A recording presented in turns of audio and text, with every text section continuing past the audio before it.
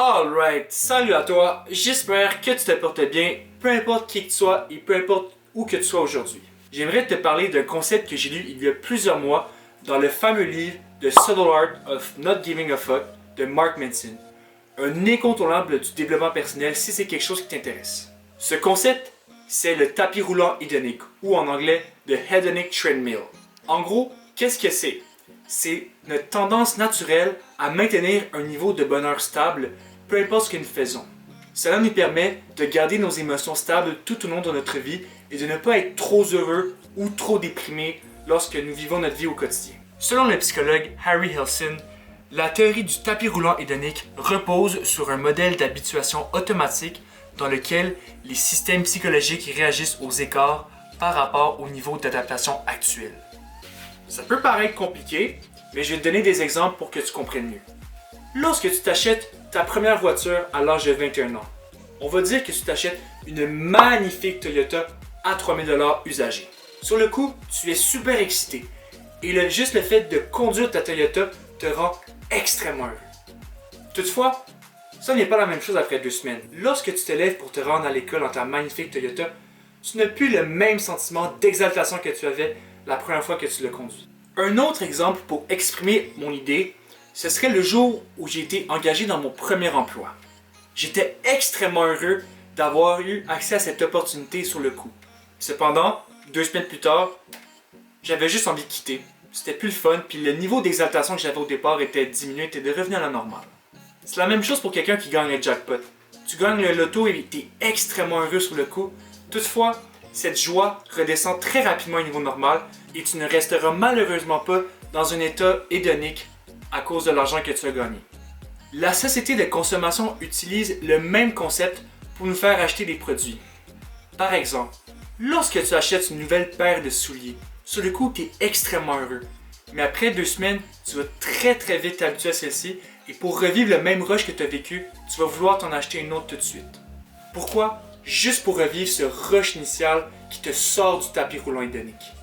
Ainsi, l'être humain est constamment à la recherche de nouveaux stimuli et de nouvelles sensations pour sortir de son état hédonique et vivre de nouvelles expériences.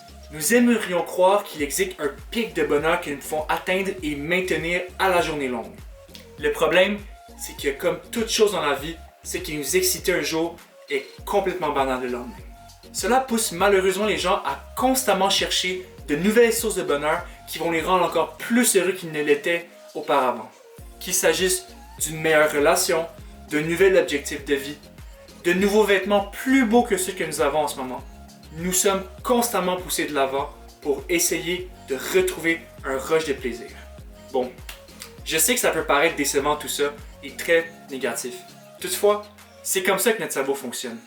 Pense bien, si on était heureux constamment, qu'est-ce qui nous pousserait à aller de l'avant, à dépasser nos objectifs et à vouloir toujours plus pour améliorer notre condition? Qu'est-ce qui nous empêcherait de juste rester avec notre Toyota à 3000 $ et de nous contenter de celle-ci toute notre vie parce que tous les matins, on serait super heureux de la conduire? Ce serait pas avantageux au niveau évolutif. Dit de cette manière, le tapis roulant hédonique peut sembler très négatif. Toutefois, y a-t-il un moyen de sortir de cette trappe et de se contenter de ce qu'on a au quotidien? Aujourd'hui, je vais te donner 3 conseils qui, selon moi, pourront t'aider à sortir du tapis roulant hédonique ou du moins arrêter de toujours vouloir plus lorsque ce n'est pas nécessaire. En premier lieu, se concentrer sur les petites choses du quotidien. L'une des façons de sortir du tapis hédonique est de changer notre focalisation, ou plutôt les éléments sur lesquels on se concentre. Au lieu d'avoir notre attention sur les choses flashy, les grands événements dans notre vie, il est plus avantageux de se concentrer sur les petites actions du quotidien qui améliorent notre bien-être. C'est logique, car plutôt que de se concentrer sur des éléments externes pour déterminer notre bonheur, il nous est beaucoup plus avantageux de se concentrer sur les petites choses qui sont à notre portée et qui peuvent nous rendre heureux et qui sont accessibles à nous. En fin de compte, tout est une question d'orientation, d'effort et de notre attention. Ceci m'amène donc à mon deuxième point, faire plus attention à notre environnement. Cette solution peut sembler ridicule et évidente. Cependant, si nous y réfléchissons, elle peut réellement nous aider à mieux apprécier notre vie et à cesser de rechercher des sources de plaisir extérieures. Le cerveau humain est bombardé de stimuli chaque jour. Cependant, notre système attentionnel est limité.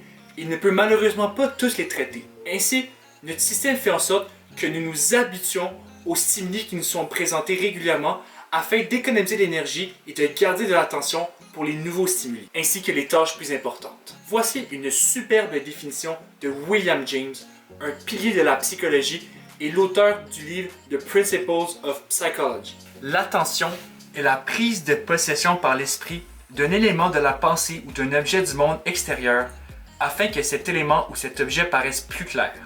L'attention a donc pour rôle de contrôler la perception et la pensée en délimitant le contenu cognitif de la conscience.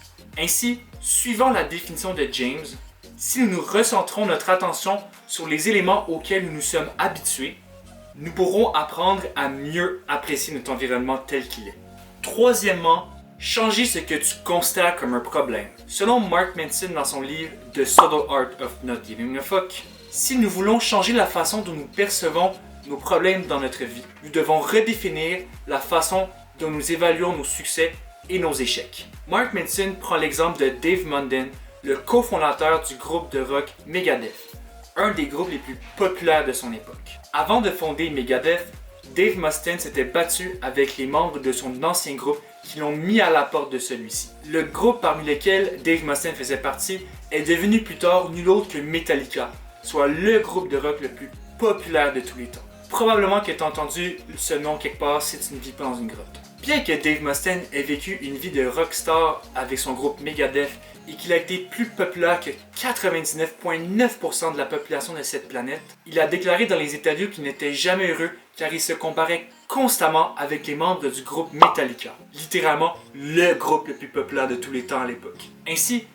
qu'est-ce qu'on peut apprendre de cette leçon? Eh bien, ce qu'on peut dire, c'est que nous sommes responsables de qu'est-ce qu'on définit comme étant un succès et un échec dans notre vie. Ainsi, plutôt que de se concentrer sur un objectif irréaliste comme le fait Dave Mustaine à l'époque, pourquoi pas se fixer des objectifs un peu plus bas et plus réalistes pour être au final plus heureux. Attention, je suis pas en train ici de dire qu'il faut se contenter de moins. Le message que j'essaie de passer, c'est que nous avons mieux avantage à se contenter de ce que nous avons plutôt que de chercher à atteindre un idéal irréaliste qui va nous rendre malheureux tous les jours de notre vie. En conclusion, le tapis roulant hédonique se base sur un processus cognitif qui date de nos ancêtres. Le tapis roulant hédonique se base sur le processus cognitif suivant. Notre cerveau s'habitue aux stimuli auxquels il est fréquemment exposé afin de laisser de la place pour se concentrer sur les stimuli nouveaux. Notre cerveau s'habitue aux stimuli auxquels il est constamment exposé afin de laisser de la place et de la concentration pour les nouveaux stimuli plus importants. Cela nous amène à nous habituer trop rapidement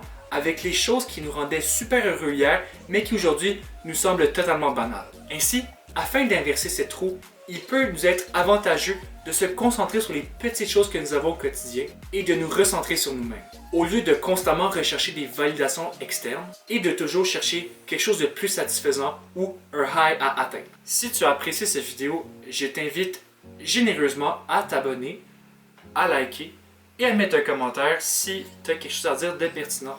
Comme ça, moi, ça me dit que tu aimes mon contenu et ça m'encourage à en faire plus pour la suite.